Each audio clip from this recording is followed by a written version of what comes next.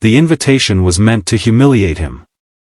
A glittering ballroom, $1,000 per plate charity gala, and at the center of it all, a poor single dad who drove a second-hand sedan for a living.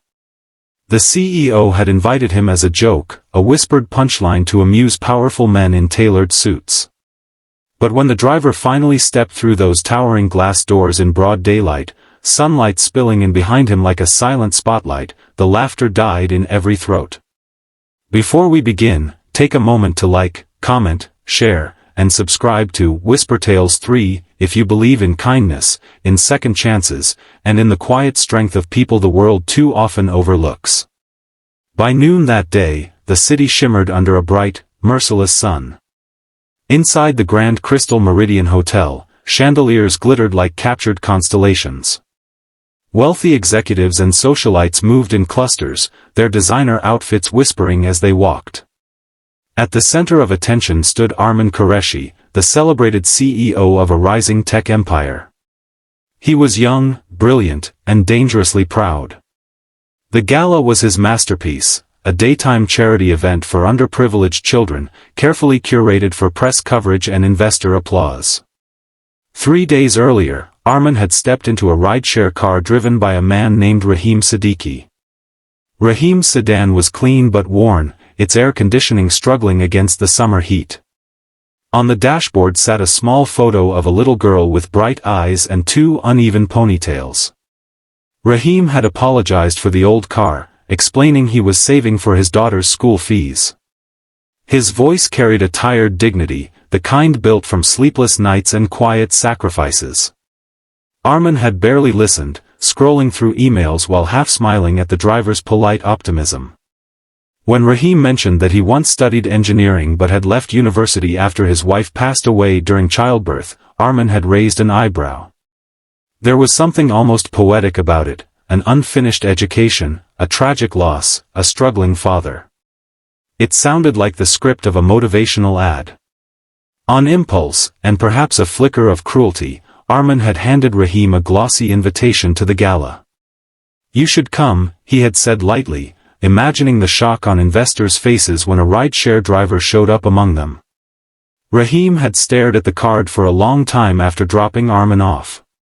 That night, in his small rented apartment where paint peeled from the walls and the fan hummed tirelessly against the heat, his daughter Aisha had asked why he looked so serious.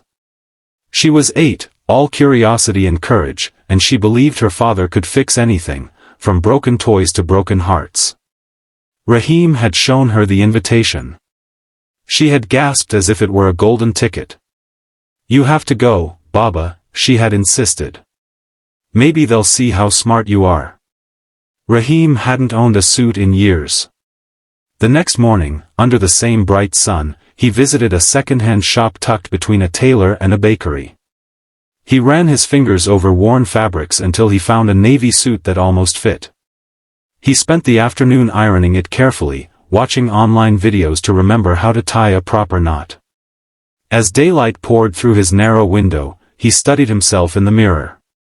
The lines on his face told stories of exhaustion, but his eyes held something unbroken. The gala began at 11 in the morning. Cameras flashed as guests arrived. Laughter rang out, sharp and polished. Arman stood near the entrance, shaking hands, soaking in admiration. Then, just past noon, the doors opened again. Rahim stepped inside, sunlight framing him, his suit slightly too broad at the shoulders but pressed with care. Conversations faltered. A few guests exchanged confused glances. Arman's smile tightened. He had expected awkwardness, maybe embarrassment, but not the quiet composure with which Rahim walked across the marble floor. There was no trace of shame in his posture. Only determination. A coordinator approached Rahim, clearly unsure. Rahim handed over his invitation with steady hands. His name was indeed on the guest list. A murmur rippled through the room as he was guided inside. Some recognized him from rides they had taken. A driver. Here. What no one knew was that Rahim had spent years sketching designs late at night after Aisha fell asleep. Engineering had not left his blood. In a worn notebook, he had drawn ideas for low-cost solar charging systems, affordable enough for communities that lived in darkness when power grids failed. He had never had the capital, the connections, or the confidence to present them. As speeches began under the afternoon light streaming through tall windows, Armin took the stage to applause. He spoke of innovation, of opportunity, of lifting the less fortunate. His words were smooth, rehearsed, safe. But then, something unexpected happened. A senior investor, an elderly woman named Farzana Mir, recognized Rahim. Years ago, she had taught a scholarship workshop at a university. She remembered a brilliant student who had disappeared mid-semester after tragedy struck. She requested the microphone. The room stilled as she recounted the story of a young engineering prodigy who had built a prototype energy converter from scrap materials. She scanned the crowd, then her eyes settled on Rahim. "I believe he is here today," she said softly. "Rahim Siddiqui, would you stand?" All eyes turned. Rahim hesitated, then rose slowly. The sunlight caught the edges of his worn suit. There was no laughter now. Only curiosity.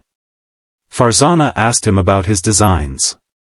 His voice trembled at first, but as he described affordable solar grids for low-income neighborhoods, something changed. His words gained strength. He spoke not like a driver begging for recognition, but like an engineer who had lived with his invention in his heart for years. He explained how he tested small models on his apartment rooftop, how he calculated cost efficiency during breaks between rides.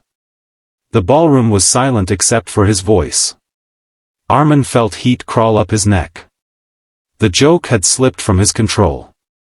This was no spectacle of humiliation. This was exposure of his own arrogance. By the time Rahim finished, several investors were leaning forward, asking questions. The press, sensing a genuine story, shifted their cameras toward him. In broad daylight, beneath chandeliers that once seemed untouchable, a poor single father stood illuminated not by pity, but by merit. Armin walked toward him slowly. The room watched. He could have brushed it off, could have reclaimed the spotlight. Instead, something